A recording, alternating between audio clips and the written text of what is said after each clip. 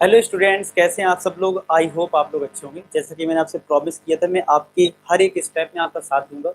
जैसा कि आपको पता है, सिलेबस अपडेट आ गया है ऑफिशियली सीबीएसई ने। मैंने हालांकि इस पर एक वीडियो भी पहले बना दी है कि कितने चैप्टर्स टर्म वन में आने हैं। तो आपको पता होगा टर्म वन में टोटल 8 चैप्टर्स आने हैं। अब हालांकि किसी बच्चे ने अभी तक नहीं देखा है वीडियो, तो मैं जल्दी से बता देता हूँ। टोटल चैप्टर 8 जो है, चैप्टर टोटल जो है वो 8 आएंगे। ठीक है, कौन कौन से आएंगे मैं जल्दी से लिख देता हूँ। इस वीडियो में क्या मिलेगा आपको, मैं सारी चीजें बताऊंगा कि एनसीईआरटी से कौन सा पार्ट हटा दिया गया है, क्या क्या न्यू सिलेबस में है, सारी चीजें हम डिटेल में समझेंगे सारे चैप्टर्स का। यानी कि हमारे जो 8 चैप्टर्स आने हैं टर्म वन में, उसका हर एक चैप्टर का बिल्कुल एनालिसिस करूंगा। और साथ के साथ आपको ये भी बताऊंगा कि पहले हमारा सिलेबस क्या था और अब हमारा सिलेबस क्या है, एनसीईआरटी से क्या पार्ट हटा दिया गया, जिससे आपको पूरी तरह से क्लियरिटी आ जाए। ठीक है, तो वीडियो के एंड तक देखना, हर चीज आपको बताई जाएगी। तो एक तो पहला चैप्टर आएगा रियल नंबर टर्म वन में। सेकेंड आपका पॉलिनोमियल आएगा। थर्ड चैप्टर भी आएगा, जैसे नंबर सिस्टम में तुम्हारा रियल नंबर आ गया, अलजेब्रा में तुम्हारा polynomial and linear equation, pair of linear equation, short में लिख रहा हूँ जिससे बस डिटेल मिल जाए आपको। कोऑर्डिनेट ज्योमेट्री, हालांकि 7th चैप्टर है वो आ रहा है। ठीक है, कोऑर्डिनेट ज्योमेट्री, कोऑर्डिनेट ज्योमेट्री। फिर आपका ज्योमेट्री में अगर बात करें तो ट्राइंगल आ रहा है, यानी कि 6 चैप्टर आ रहा है ट्राइंगल। ठीक है, और ट्रिग्नोमेट्री में 8 चैप्टर हमारा इंट्रोडक्शन टू ट्रिग्नोमेट्री है, ट्रिगो लिख देते हैं शॉर्ट में। ठीक है, और मेंसुरेशन में हमारा आ रहा है 12 chapter, area related to circle, area related to circle एक ये चैप्टर आ रहा है। और स्टैटिस्टिक्स एंड प्रोबेबिलिटी में सिर्फ प्रोबेबिलिटी आ रहा है, यानी चैप्टर नंबर 15, चैप्टर नंबर 15 आ रहा है। चेक कर लेते हैं, टोटल 8 होने चाहिए। 1 2 3 4 5 6 7 8, 8 चैप्टर्स ये हैं। अगर आपको नहीं पता था तो मैंने आपको बता दिया, नोट कर लीजिए कौन कौन से चैप्टर हैं। Real number, polynomial, linear equation, coordinate geometry, triangle, area related to circle, trigo and probability. ये 8 चैप्टर्स टर्म वन में आएंगे। ठीक है, अब जरा इन पे एनालिसिस कर लेते हैं। रियल नंबर पहले का जो ये हमारा ओल्ड है, ये ओल्ड मैंने लिख रखा है ऊपर जिससे कि आप चीजें समझ पाओ। ये ओल्ड है और ये तुम्हारा न्यू है, ये नीचे वाला न्यू है जो अभी आया है। ठीक है, ये ओल्ड है।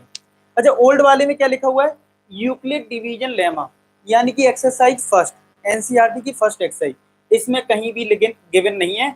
इसका मतलब है अब हमारे नए सिलेबस से यूक्लिड डिवीजन लेमा हटा दिया गया है, क्योंकि पहले जो सिलेबस आया था वो पूरा ही आ गया था। पहले जो सिलेबस दिया गया था हमें वो पूरा दिया गया था। तो अब ये जो नया आया है, तो आप ध्यान से देखो क्या कहता है। ठीक है, उसके बाद देखो फंडामेंटल थ्योरम ऑफ अरिथमेटिक, मैंने कहा था ना एक एक चीज क्लियर करनी है, पूरा लिखा हुआ है, कॉपी पेस्ट है। ठीक है, यहाँ तक। फिर डेसिमल रिप्रेजेंटेशन आ गया डायरेक्ट, कहां से, यानी प्रूफ, यानी प्रूफ हटा दिया गया है। ये प्रूफ तुम्हारे हटा दिए गए हैं जितने भी हैं। ठीक है, √2 √3 ये सब हटा दिए गए। मैंने आपसे बोला भी था कि ये वाली एक्सरसाइज करने की कोई जरूरत नहीं है। ठीक है, अच्छा जी, चलो ये पार्ट हटा दिया। अब जरा एनसीईआरटी से देख लेते हैं रियल नंबर में कौन कौन सी एक्सरसाइज अब तुम्हें नहीं करनी है, कौन सी एक्सरसाइज नहीं करनी है। ये है चैप्टर 1 रियल नंबर। तो आपको क्या नहीं करना है मैं बताता जाता हूँ साथ के साथ, जिससे वो क्लियरिटी रहे। एक तो आपको फर्स्ट एक्सरसाइज अब बिल्कुल भी नहीं करनी है। ठीक है, और तो मैं जल्दी से कट करवा देता हूँ, आप लोग भी कट कर लेना, थोड़ा हल्का सा क्रॉस मार देना।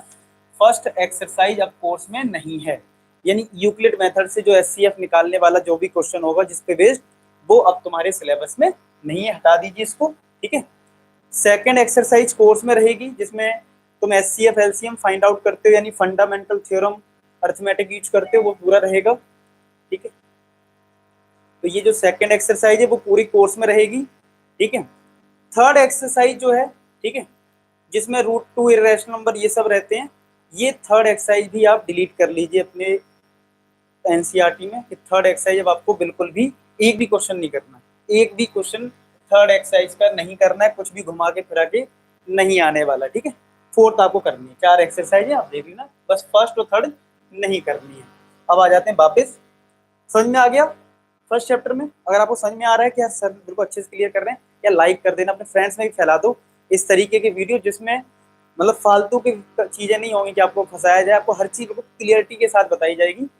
ठीक है, नेक्स्ट है पॉलिनोमियल्स। पहले पॉलिनोमियल्स में क्या था और अब क्या है समझते हैं।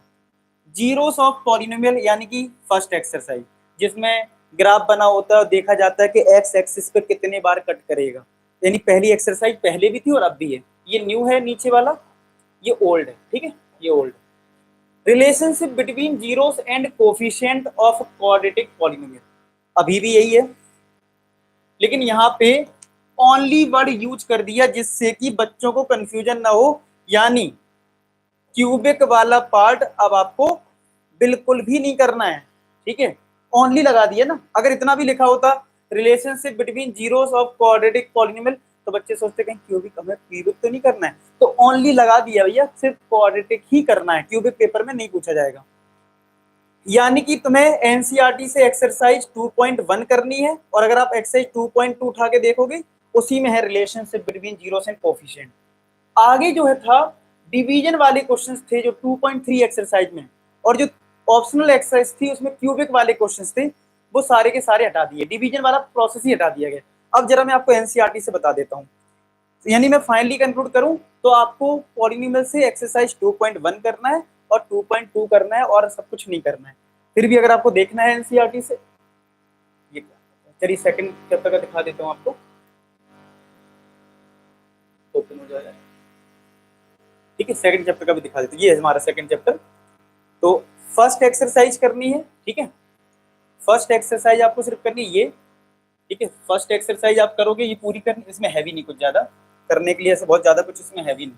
तो फर्स्ट एक्सरसाइज करनी है, और सेकंड एक्सरसाइज में हमारे जीरोस एंड कोफिशिएंट वाले क्वेश्चंस हैं, उनको हमें करना है। मैं आपको करवा देता हूँ, जिससे कि कॉन्फिडेंस लेवल आपका बूस्ट हो। मैंने बोला था ना एक एक चीज करवाऊंगा आपको बढ़िया से। देखो ये आपको पूरा करना है, ये पूरी कर लीजिए सेकंड एक्सरसाइज, ठीक है, सेकंड एक्सरसाइज पूरी कर लीजिए, ठीक है, ये कर लेना है आपको।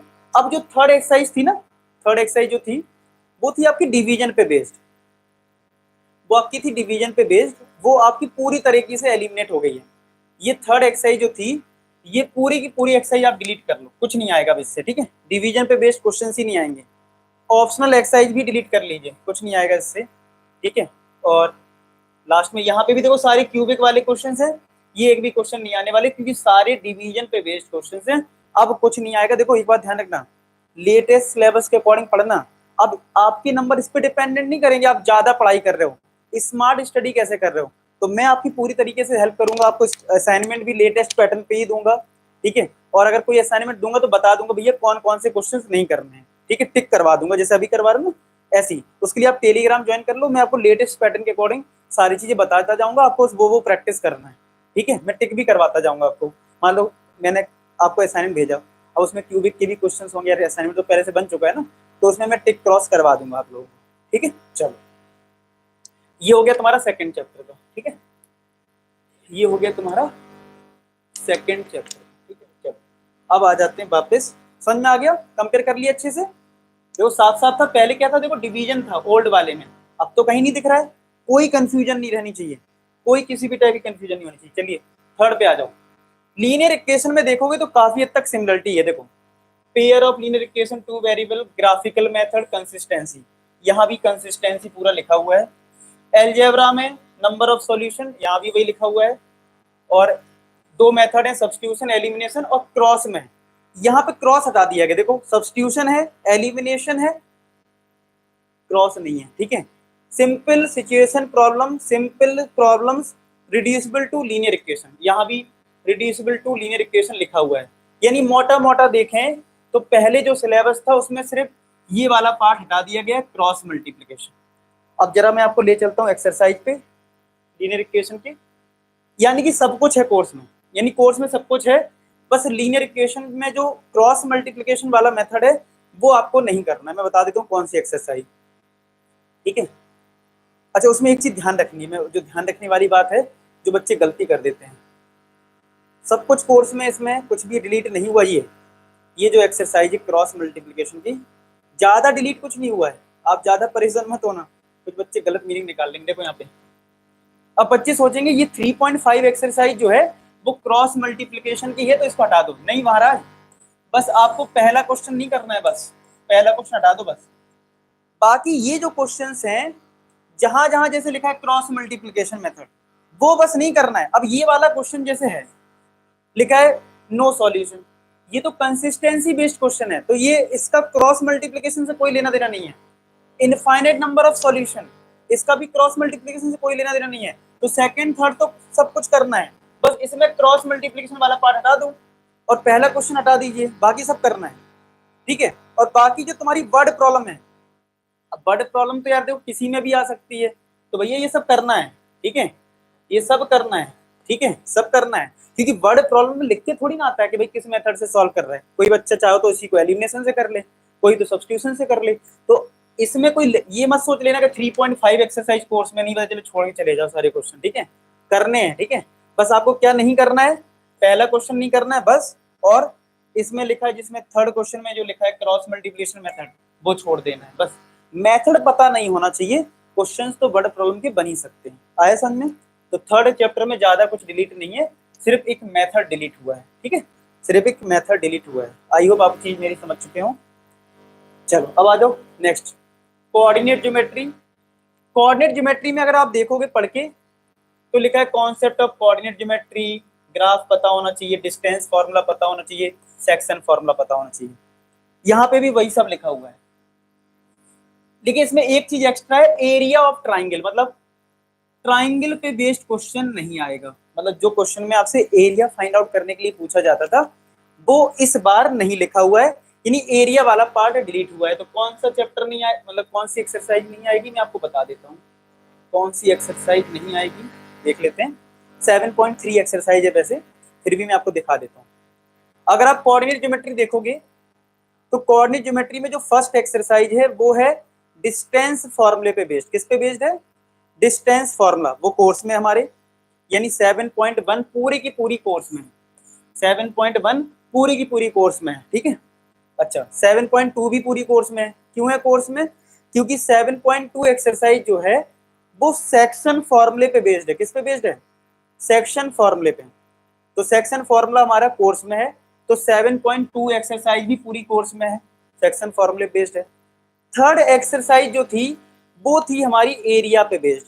थर्ड एक्सरसाइज जो थी वो थी एरिया पे बेस्ड, पूरा डिलीट कर दो थर्ड एक्सरसाइज में, थर्ड एक्सरसाइज पूरा डिलीट कर दीजिए। अब मैं ऑप्शनल में भी टिक करवा देता हूँ कौन कौन करने कौन कौन नहीं करने। सेक्शन फॉर्मूला कोर्स में है, कोलिनियर को हम डिस्टेंस फॉर्मूले से कर सकते हैं, ठीक है, लेकिन अब ये क्वेश्चन नहीं बनेगा, ठीक है, क्योंकि एरिया से आसान रहता है इसलिए नहीं आएगा। ये डिस्टेंस फॉर्मूले से करना है, ये भी डिस्टेंस फॉर्मूले से करना है। यहाँ पे आपको एरिया वाला क्वेश्चन दे दिया है, 5th क्वेश्चन छोड़ दीजिए, ठीक है। यहाँ पे भी एरिया निकालना है, 6th क्वेश्चन छोड़ दीजिए, ठीक है। 7th क्वेश्चन में आपको रेशियो पॉइंट भी निकालना है, तो 7 कर लीजिए, ठीक है।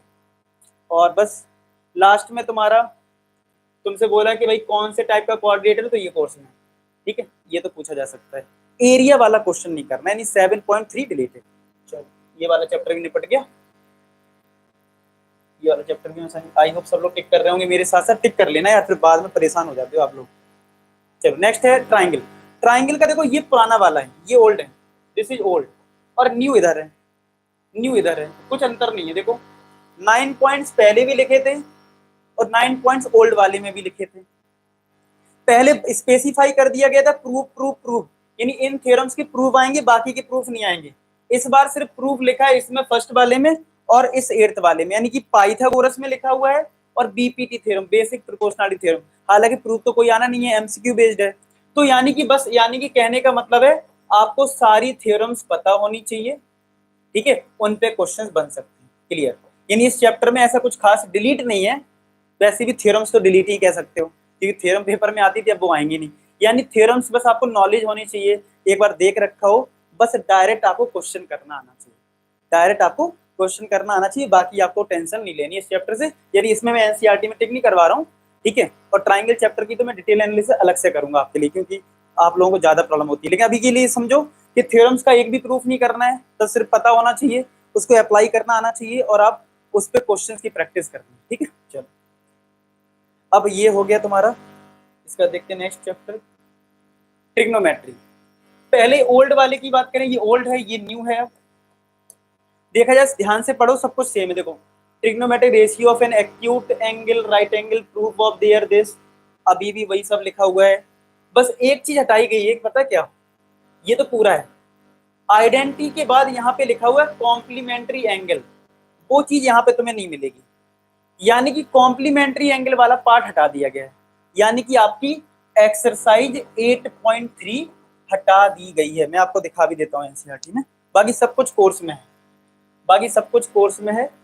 इंट्रोडक्शन टू ट्रिग्नोमेट्री, यानी कि आपको ट्रिग्नोमेट्रिक रेशियो का आइडिया होना चाहिए। तो क्या लिखा है, क्या लिखा है यहाँ पे, ट्रिग्नोमेट्रिक रेशियो का आइडिया होना चाहिए, इन सबके प्रूफ पता हो, मतलब वैल्यूज कैसे आई हैं, और आइडेंटिटीज पता होनी चाहिए, यानी कॉम्प्लीमेंट्री एंगल हटाया गया है।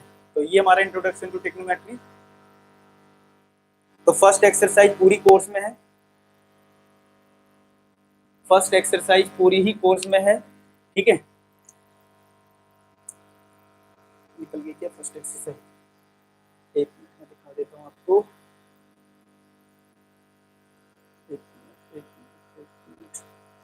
कभी कभी इतना आगे निकल जाते हैं, कभी कभी इतना पीछे के देना, अब लगेगा लो हम पीछे हो गए, थोड़ा आराम से चलते हैं, निकल जाता है कभी कभी जल्दी से। तो आई होप आपको वीडियो बहुत अच्छा लग रहा होगा, आपको क्लियरिटी आ रही होगी, क्योंकि मेरा यार एम यही है कि आप लोगों को बिल्कुल क्लियर कर दूं कि यार क्या क्या कोर्स में बड़ी कंफ्यूजन होती है। देखो 8.1 पूरी कोर्स में, टिक कर लो, ठीक है, पूरी 8.1 पूरी कोर्स में, 8.2 भी पूरी कोर्स में, 8.2 भी पूरी कोर्स में है, ठीक है। ये वैल्यू सारी याद होनी चाहिए आपको, कोई भी वैल्यू बेस्ड क्वेश्चन आ सकता है। तो 8.2 भी कोर्स में है। 8.3 यानी कॉम्प्लीमेंट्री एंगल हटा दिया गया है, ये वाली एक्सरसाइज नहीं करनी है आपको, 8.3 पूरी हटा दो, ठीक है। 8.3 पूरी एक्सरसाइज आप हटा सकते हैं, ये लास्ट क्वेश्चन भी हटा दीजिए, ये सब हटा दो। 8.4 कोर्स में, इसके बाद जो 8.4 है इस पर टिक कर लो कोर्स में। तो ये हो गया तुम्हारा ट्रिग्नोमेट्री का, ठीक है, ट्रिग्नोमेट्री हो गया। ओके, नेक्स्ट हमारा क्या है, एरिया रिलेटेड टू सर्किल। अब एरिया रिलेटेड टू सर्किल को देखोगे तो पूरा सेम लिखा हुआ है, बस यहाँ पे क्या है लिखा हुआ है, problem should be restricted to central angle 60 degree, 90 degree and 120, और यहाँ पे क्या है सिर्फ 60 डिग्री और 90 डिग्री, बाकी सब पूरा सेम है, पढ़ के देख लो पूरा सेम है, ठीक है, आप देख लो चाहे सिलेबस। इसका मतलब है यहाँ पे एरिया रिलेटेड टू सर्किल की कोई एक्सरसाइज डिलीट नहीं है, बस कुछ पर्टिकुलर क्वेश्चन नहीं आएंगे। मैं आपको बता देता हूँ किस टाइप का क्वेश्चन नहीं आएगा। 12 पॉइंट अगर बात करें, जैसे 12.1 की बात करें पूरा कोर्स में, 12.1 क्यों पूरा है, क्योंकि इसमें क्या लिखा है, एरिया ऑफ सर्किल, यानी सर्किल पे रिलेटेड क्वेश्चंस आएंगे, तो इसलिए वो पूरा कोर्स में है। तो यानी फर्स्ट एक्सरसाइज पूरी कोर्स में है। कहाँ गई हमारी फर्स्ट एक्सरसाइज, आ जाओ भाई, आ जाओ आ जाओ, ठीक है, सेक्टर सेगमेंट सब, हाँ first exercise area related to, मतलब सर्किल पे, मतलब एरिया सर्किल सरकमफ्रेंस, इन पे बेस्ड क्वेश्चन है। तो ये पूरी कोर्स में, कोर्स में क्या नहीं है, जैसे आप एग्जाम्पल पे आओगे एरिया ऑफ सेक्टर में, तो आपको पता है एंगल पे बेस्ड होता है, तो जो जिस एंगल में 120 दे रखा होगा वो कोर्स में नहीं होगा।